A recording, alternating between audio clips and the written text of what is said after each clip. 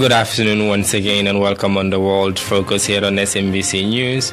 My name is Lamin Faal, presenting live from BSFM 88.5. And moving to our headlines today. The government, through the Ministry of Foreign Affairs, International Cooperation and Gambians Abroad, Monday apologized to Thailand over comments made by Hamad Bad, the Minister of Tourism and Culture. The Commissioner General of the Gambia Revenue Authority, GRA, Yankuba Dabo, has expressed GRA's gratitude to the International Monetary Fund and AfricTac West 2 for their continued support in building the capacity of its staff. Items believed to have belonged to the former President Yahya Jammeh were yesterday displayed by the Jammeh Commission.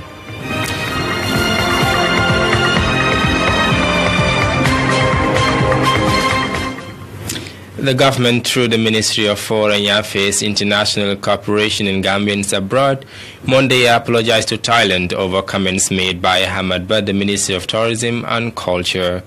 Mr. Ba, in a recent interview with the state TV, said tourists who are looking for sex can go to Thailand because Gambia is not their destination. Meanwhile, an official of the Ministry of Foreign Affairs told Reuters that the Thailand government wrote a protest letter to the Gambia government over Mr. Ba's comments. Below reads the ministry's statement. The Ministry of Foreign Affairs, International Cooperation and Gambians Abroad of the Republic of the Gambia regrets the unfortunate comments made by the Minister of Tourism and Culture, in which he referred the tourism sector of Thailand in a negative manner during televised TV program aired on 12th January 2018. The Ministry of Foreign Affairs would like to express its heartfelt apologies to the government of the Kingdom of Thailand and extends assurances that measures will be put in place to prevent the occurrence of such an unfortunate incidents. The ministry extends its profound assurances to the government of Thailand that the remarks of the minister are not to be construed as a reflection of the government's view on the tourism sector of Thailand. The Ministry of Foreign Affairs values the excellent relations shared with the Kingdom of Thailand and wishes to renew its commitment to strengthening cooperation between the two broader countries. The Commissioner General of the Gambia Revenue Authority, GRA, Yankuba Dabo, has expressed GRA's gratitude to the International Monetary Fund and AfricTac West 2 for their continued support in building the capacity of his staff. Mr. Dabo said this is not the first time that the IMF has been providing such an important training to his staff, which he said is all geared towards enhancing their capacity.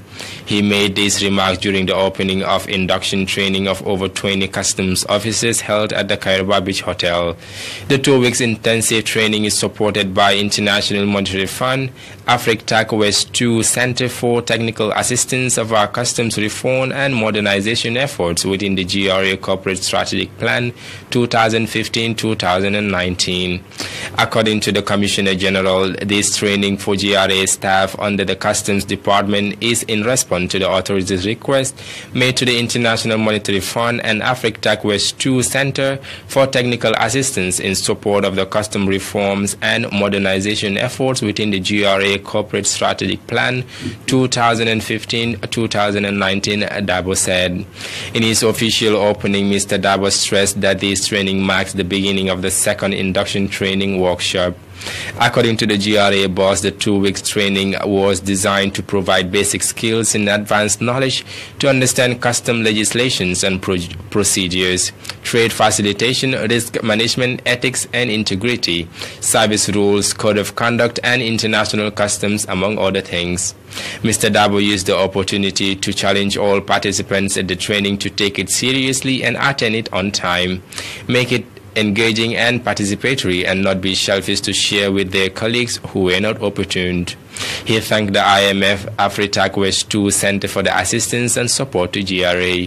For his part, Philip Wood, Regional Advisor of AfricTac West 2, said this is a pilot program and they are supporting GRA officials to train them on induction in order to increase their knowledge and understanding of what they are doing.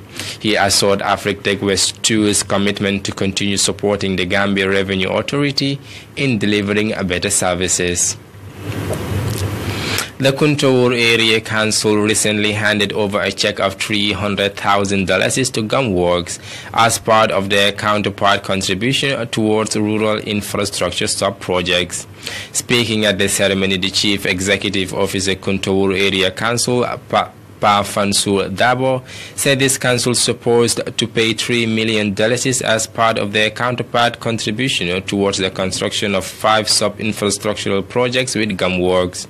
He said the projects the council is about to implement are construction of office complex, staff quarters, a multi-purpose center at Kawur, and 5 boreholes within the 5 districts in CRR North. He commended Gumworks for being their development partners in providing services to the communities. Their role as council is to mobilize and utilize resources by providing social amenities for the community they serve.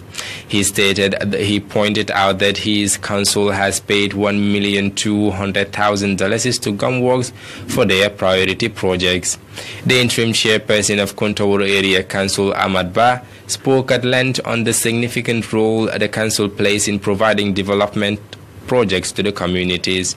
He further called on the people to pay their rate and taxes on time to enable the council to implement development projects for their communities.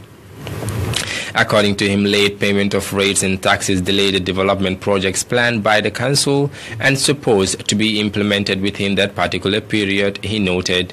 He applauded Gumworks for their efforts in providing infrastructural development. Mr. Ba highlighted on the importance of the sub-projects, which include water and multi-purpose center, saying these are highly needed projects. He pointed out that these magnificent projects will have a great impact on the lives and livelihood of poor farmers, citing that it will also boost and equip the youth in the area with skills and provide safe drinking water for rural people.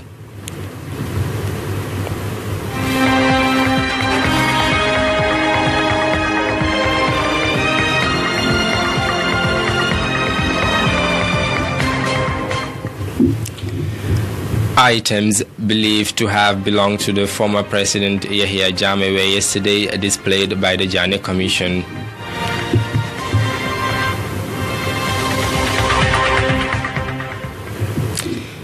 Items believed to have belonged to the former President Yahya Jammeh were yesterday displayed by the Jammeh Commission. An inventory of his belongings were brought by Superintendent Fode Balde, who said he is the commander of PAU at State House. According to him, the items were found in luxurious vehicles of the former president after he was not allowed to travel with them. The items, he said, were found by Superintendent Gorgimbub, who handed over the items in suitcases. The items found in the suitcases are as follows: title deeds and other documents belonging to the former president, power of attorney, extract of minutes of cabinet meetings, file containing Jammeh Foundation for Peace papers, file containing documents relating to Kanilai family farms, power of attorney dated to 21st January 2008 to Usman Y. Bojang alias Pa Bojang, folder containing miscellaneous items belonging to the former president, documents showing aborted sale of Challenger aircraft, collection of UTG medal, 2 gold coins, 2 necklaces, 2 gold-plated pistols and gold-plated watch, 2 precious stones, gold-plated pistols, 20 rounds of bullets, 36 executive vehicles keys and a bunch of various keys, and 2-month black felt pen and ink bottle. The permanent secretary at the Ministry of Agriculture, Asen Jalo, also appeared before the commission in connection to the Japanese grants, but failed to produce certain documents required by the commission.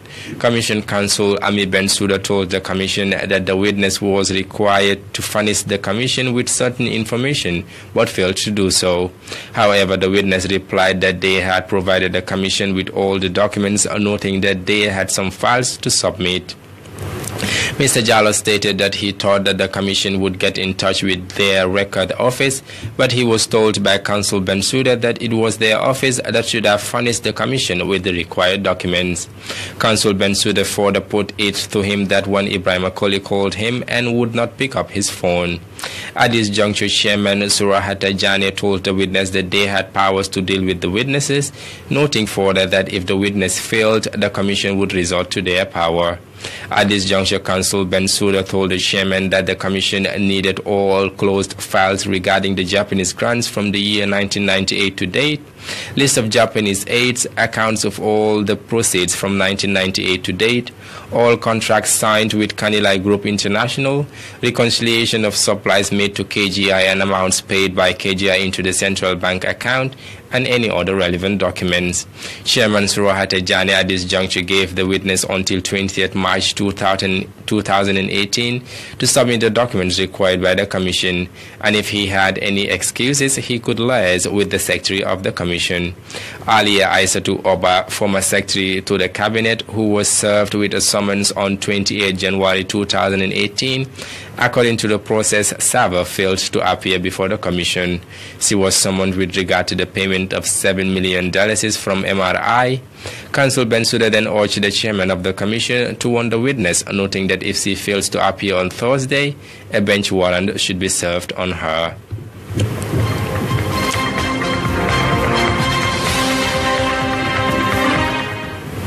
The government, through the Ministry of Foreign Affairs, International Cooperation and Gambians Abroad, Monday apologized to Thailand over comments made by Ahmad Bad, the Minister of Tourism and Culture. The Commissioner General of the Gambia Revenue Authority, GRA, Yankuba Dabo, has expressed GRA's gratitude to the International Monetary Fund and Africa West 2 for their continued support in building the capacity of his staff. Items believed to have belonged to the former President Yahya Jammeh were yesterday displayed by the Janneh Commission. That was all we have for you on the national segment of the news. We'll be back with stories beyond our borders after the short break.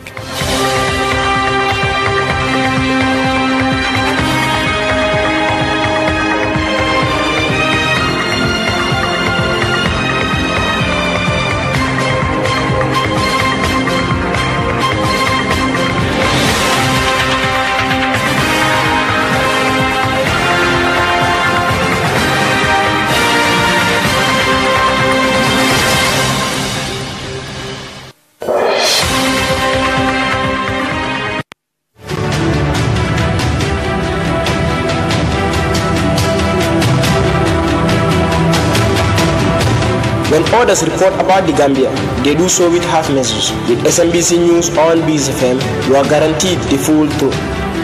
In and around the Gambia, our reporters are on the ground, digging up the facts and reporting them the way they should be. From Banjul to Janjanburi, Brikama to Bansang, Katong to Koina. SMBC News is there with analysts, experts, and special contributors to break the news to you as it unfolds. SMBC News on Beast FM, bringing the backstory to your front headline.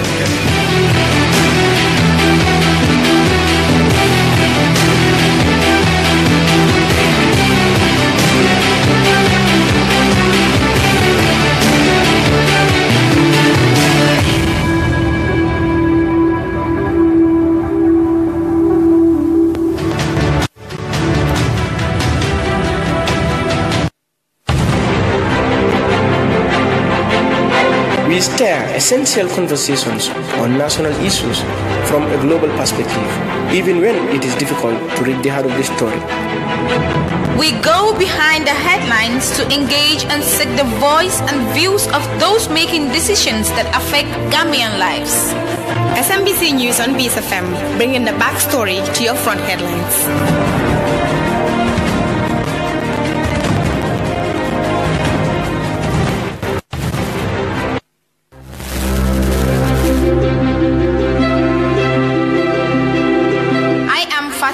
And you are listening to SMBC News on Beast FM, on air at 88.5 and online at smbcnews.com.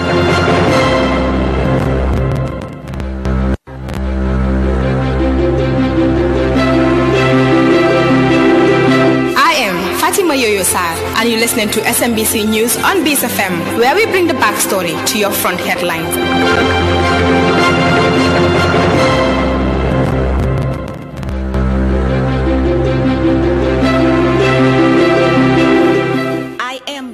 Jabate, and you're listening to SMBC News on Base FM, where we bring the backstory to your front headline.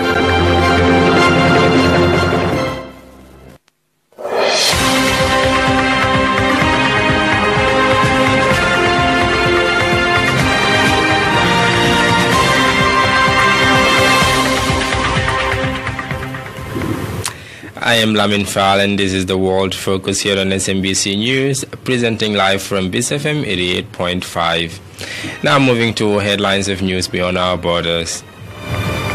Russia's Lavrov set to meet Tillerson during Africa tour. Germany's Merkel set for challenges in her fourth term. Emails show UAE-linked lobbying effort to remove Rex Tillerson. Rohingya refugees are at risk of deadly monsoon rains.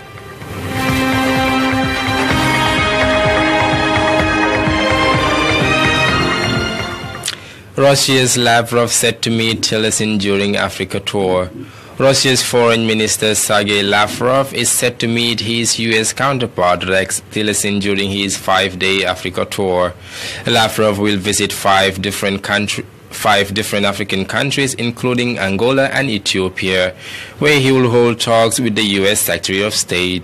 It comes at a time when Russia's trade on the continent of Africa is on the rise. Welcome home. There'll be plenty of this in the coming days. Russia's foreign minister shaking hands in Africa. The message he wants to convey is that Russia has returned to the continent. Sergei Lavrov's Africa tour takes him to 5 countries in 5 days. Angola on Monday. Then it's off to Namibia for Tuesday. Wednesday it's Mozambique, neighbouring Zimbabwe on Thursday. Finally, on Friday, he's due to head north to Ethiopia in the Horn of Africa. Russia's interest in Africa has been building for a while. President Vladimir Putin and Prime Minister Dmitry Medvedev have visited in recent years. The diplomatic push carries faint echoes of former times, when the USSR contested Western influence by supporting Marxist guerrillas fighting against colonial rulers, such as in Mozambique. But when the Soviet Union dissolved, so too did Russia's influence far from home. Lavrov's Africa tour coincides with a similar visit by US State Secretary Rex Tillerson. They'll overlap in Ethiopia, and Russia's foreign ministry has suggested a meeting there. Yevgeny Karandiasov was a Soviet and Russian ambassador in Africa. He thinks the continent is increasingly interesting for many global powers. This is a very important period in the history of Africa and international relations. African influence in world politics and economics is growing. In the past 15 years, African GDP has doubled. Without Africa, none of the global issues of our century can be solved. Russia's trade with Africa is growing. It was $14.5 billion in 2016, but that's dwarfed by the EU's Africa trade, which amounts to $33 billion. That's beaten by the USA's, with $49 billion in trade. But the country that's developed the highest spending relationship with Africa is China, on $149 billion. Russia no longer has the ideology with which to woo developing countries like it could with Soviet socialism. But Moscow is trying to make up for lost time with Africa.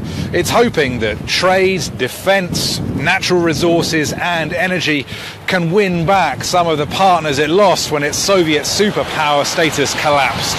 Rory Challens. Top UK sports stars accused of doping. Top UK sports stars have been accused of cheating the system after British MPs published a new report on doping. Former Tour de France winner Bradley Wiggins and fellow Olympic champion Mo Farah are the biggest names accused of taking performance-enhancing drugs using a medical loophole. He is one of the most successful and celebrated figures in the history of British sport.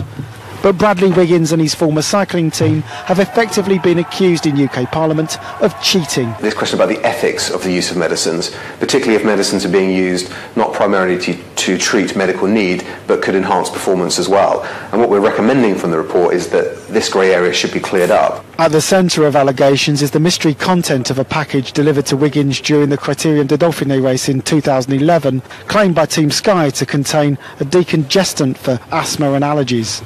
The report says a year later he used an anti-inflammatory and performance-enhancing drug to prepare for the biggest race in cycling, the Tour de France, which he won. Wiggins says he strongly refutes the claim any drug was used without medical need, but that's not a denial the drugs were performance-enhancing. Team Sky also says it strongly refutes the report's claim that their medication was to enhance performance. But it's another clear contradiction of the ethics set out by team principal Dave Brailsford that they'd have zero tolerance to doping. Another British Olympic hero, long-distance champion Mo Farah, is accused by the report of using a supplement before the 2014 London Marathon that was legal but not recorded on his records. There's a spotlight on the doctors involved in doping too. The opportunity to use these very powerful drugs is given, if you like, as a privilege to those medical professionals, so they do have a responsibility. The prospect of action against those accused of cheating is slim, as this was careful and sophisticated manipulation. The damage to sports stars will be mainly reputational, but these were people held up as heroes, and the trust in them and their sports is diminishing by the day. Dozens killed as tribes clashed in Ituri province. Aid agencies say tens of thousands of people have been displaced by ethnic violence in the Democratic Republic of Congo. At least 79 people were killed over the weekend when fighting broke out between Hema and Lendu tribes in the northern Ituri province. A two-day march, every step taking these Hema tribes people further away from their enemies, the Lendus. Tribal violence has pushed tens of thousands to leave their villages, seeking safety in the provincial capital. Witnesses say 6 villages were razed by the rival Lendu tribe over the weekend. They say Lendus went house to house killing Hemas before burning their homes. UNICEF says more than 46,000 children are on the run. Lendus are chasing us from our village with their arrows, guns, machetes and deadly weapons. If you're not able to run, they kill you. Many people were killed. I'm only alive because I was able to run away. We left so many dead bodies in the bush where we were hiding. Now they're hiding in Bunia, next to the main hospital.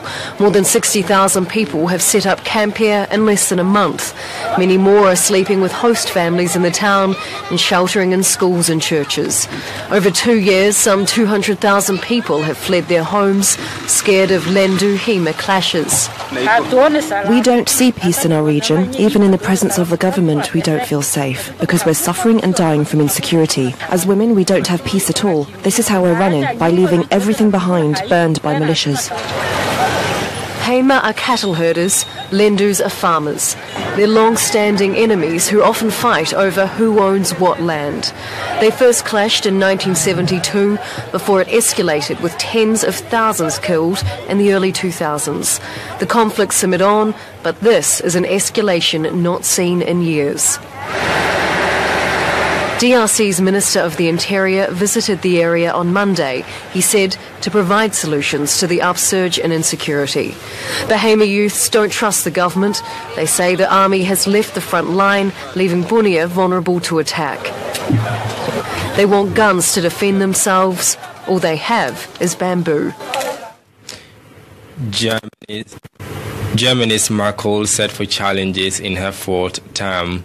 The German Chancellor has welcomed the decision by the Social Democrats to join a grand coalition that will see her sworn in next week for a 4th term. It ends almost 6 months of uncertainty over whether Angela Merkel would be able to form a government. But her troubles are far from over. The morning after effectively being guaranteed a 4th term as Chancellor, and for Angela Merkel it was business as usual. In welcoming the vote by Social Democrats to join another grand coalition, she had a message for the people. Almost 6 months after the election, they have a right that something happens now, and that what we had intended to do is implemented. This will be a big task for every one of the future cabinet members, with a lot of projects which deal with securing the jobs of the future future and our prosperity, as well as creating the same living conditions in all of Germany. But it's a sign of how much weaker she is now that in order to stay here at the Chancellery, she's had to surrender several key cabinet posts to the Social Democrats, particularly the Finance Ministry. It's a move that's angered some on the Conservative right, people who were already worried by the loss of seats at the general election. It's led some analysts to suggest perhaps Merkel's style of governing from the centre is starting to wear, both with her party and the people. For a very long time, that was exactly the kind of leadership that worked. We have different times now, and different times require different kinds of leadership. And probably her leadership style isn't the style that works for, the time we live in now. In some eyes, here is a potential successor. Just a few days ago, Annegret Kramp-Karrenbauer was the Prime Minister of the small western state of Saarland. But as a key ally of Angela Merkel, and at her suggestion, she's taken on an important party role in Berlin. We have a coalition agreement that came after very intensive negotiations, and which is very detailed, and so offers a good, solid basis for this new government. For the moment, Angela Merkel insists she will serve a full term once she is voted in next week. But increasingly, some people here wonder whether she's much nearer the end of her time in office than the start. Dominic. And we will be back with more stories after the short break.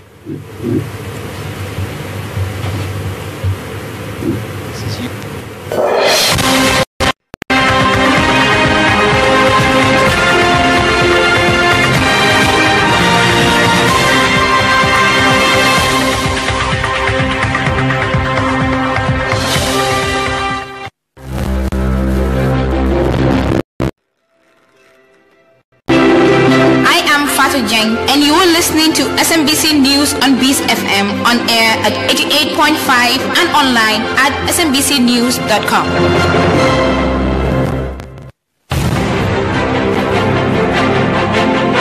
We stir essential conversations on national issues from a global perspective, even when it is difficult to read the heart of the story. We go behind the headlines to engage and seek the voice and views of those making decisions that affect Gambian lives. SMBC News on Beast FM, bringing the backstory to your front headlines.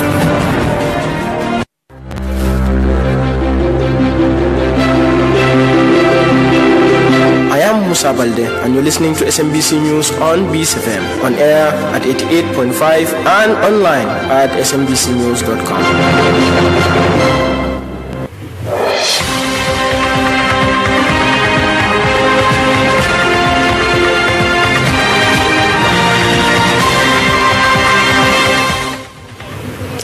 Welcome back, and be reminded that this is the World Focus here on SMBC News, and I'm Lamin Faal presenting live from BSFM 88.5. Russia's Lavrov set to meet Tillerson during Africa tour. Germany's Merkel set for challenges in her fourth term. Emails show UAE-linked lobbying effort to remove Rex Tillerson. Rohingya refugees are at risk of deadly monsoon rains.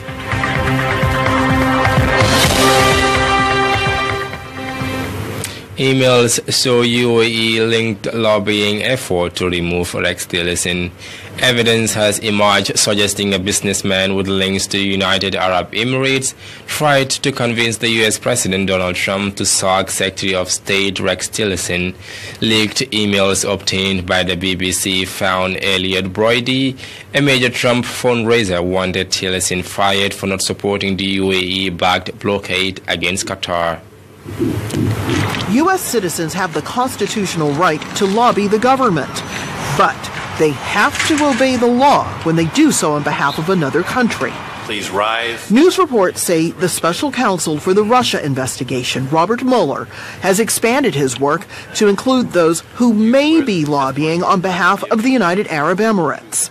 The New York Times says Mueller has already interviewed this man, businessman George Nader, about his ties to the Emirati government and his meetings with White House officials.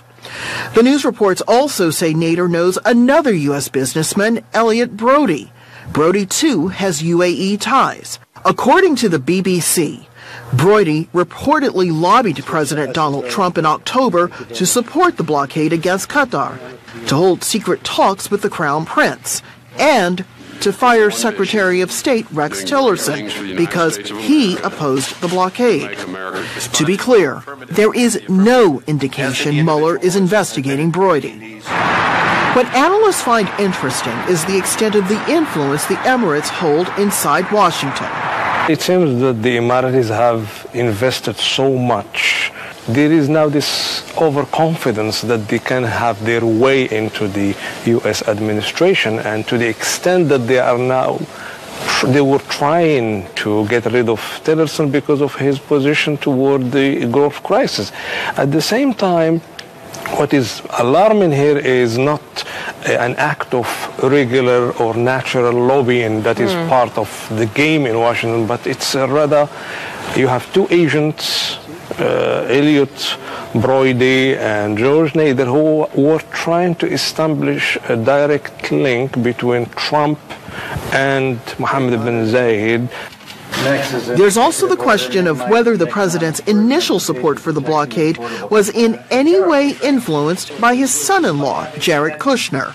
News reports say a few weeks before the blockade began, Kushner's family business tried and failed to get a business loan from a Qatari investor. All this comes as it becomes clear Mueller is investigating the communications of everyone close to the president and wants Trump's communications too. On Monday, one of those former aides repeatedly turned up on American television to say he would not comply. It's absolutely ridiculous what they want from me. I think it would be funny if they arrested me. Thank you very much. We appreciate Nunberg runs the risk of being jailed if he doesn't cooperate, a fact that can't be ignored as the Mueller investigation grows beyond the Russia question and into other countries as well. Syrian army confiscates most UN aid to Eastern Ghouta. A UN aid envoy has entered Douma, the main town inside the besieged rebel-held enclave of Eastern Ghouta. But before being allowed past army checkpoints, most of the convoy's medical supplies were confiscated. Meanwhile, Syrian and Russian air attacks have continued to wreak havoc in the region, killing almost 30 people in the past 24 hours. More than 700 civilians have been killed during an aerial offensive that began on February 18th. The area, home to 400,000 people, has been under siege by the government ever since armed opposition groups took control in mid-2013. It's the first time aid has entered the rebel-controlled enclave of Eastern Ghouta since the latest offensive began just over 2 weeks ago. But World Health Organization officials say 70% of what was loaded on the trucks was removed during inspection. It's not the first time Syrian government officials have prevented trauma kits and surgical supplies from reaching besieged areas.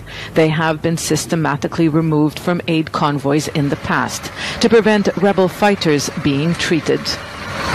But such life-saving medical equipment is what is urgently needed. Medics say they are struggling. According to the United Nations, up to 1,000 civilians, some of them critically ill, need to be evacuated to receive proper treatment. Already, a few thousand people have been injured in the airstrikes, and the toll continues to rise. We were sleeping when my cousin came and told us my sister's husband was killed. God bless him. Then the warplane hit nearby. My cousin, my mother and father, and 2 of my siblings were injured. 2 of my other siblings are safe because they were in the underground shelter.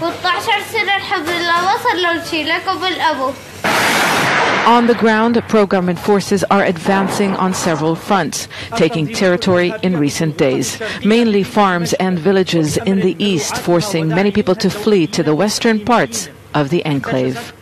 Despite international criticism and outrage, the Syrian President Bashar al-Assad promised to continue the offensive until Eastern Ghouta is recaptured. The government says it is fighting what it calls terrorists, and it blames rebels for holding civilians as human shields. The people in Eastern Ghouta say the government wants to depopulate the area.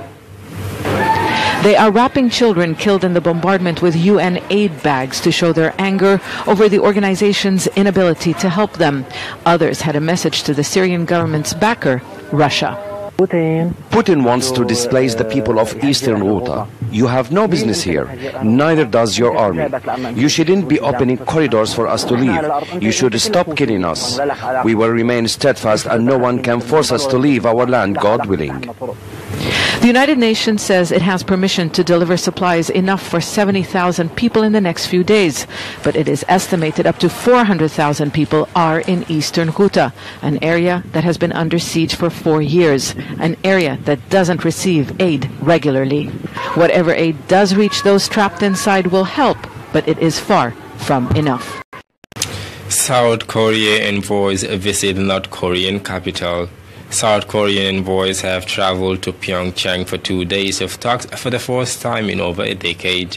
The delegation hopes to discuss denuclearization and arrange for talks between North Korea and the United States.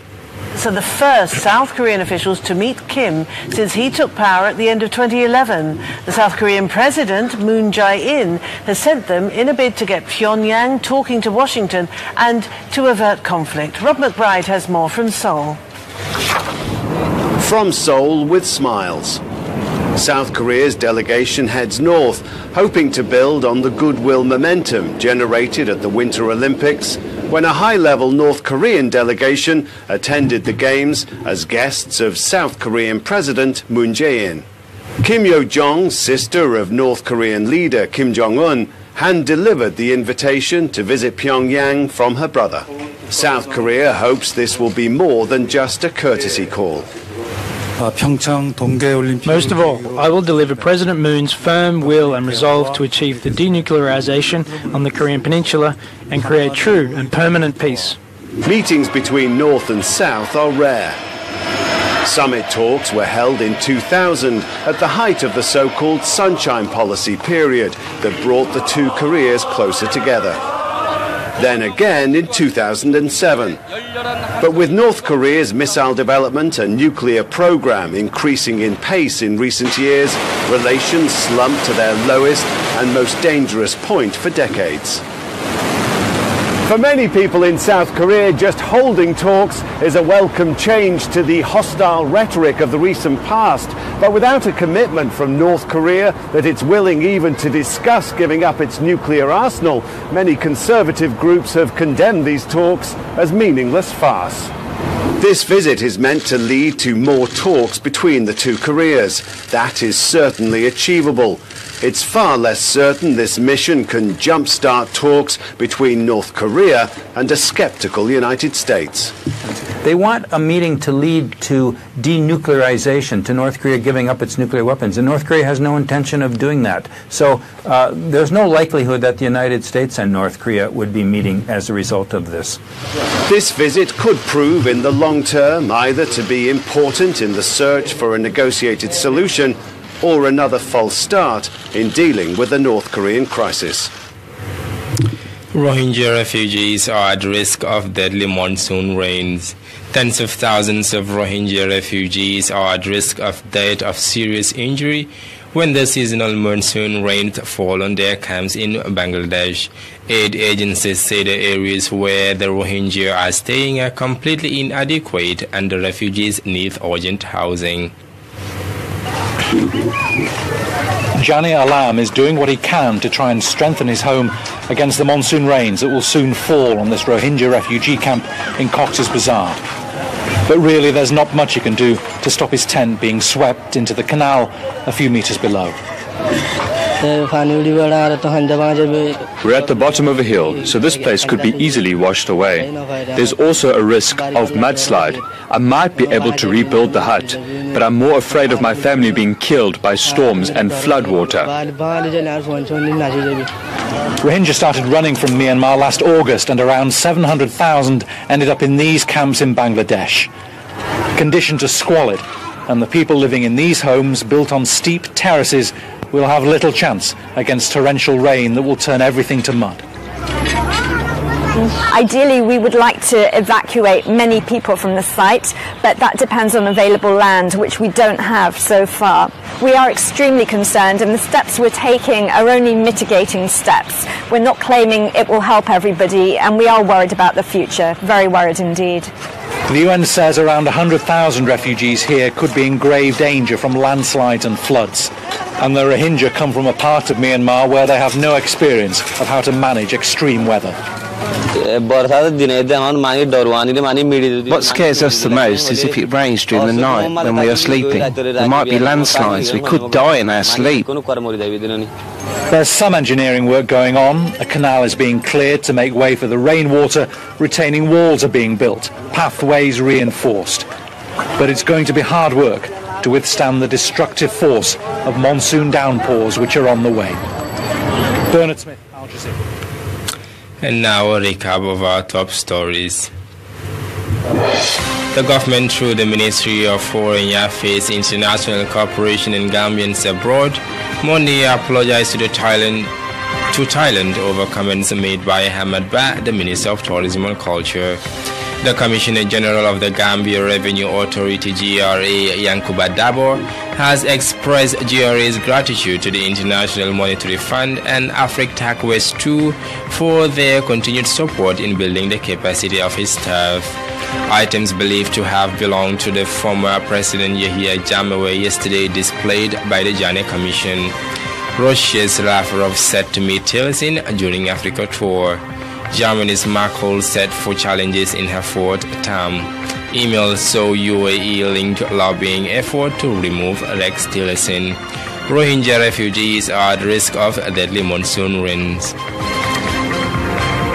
That was all we have for you on today's World Focus, and I am Lamin Faal presenting live from BIS FM 88.5. Do stay on for the rest of our programs. Thank you.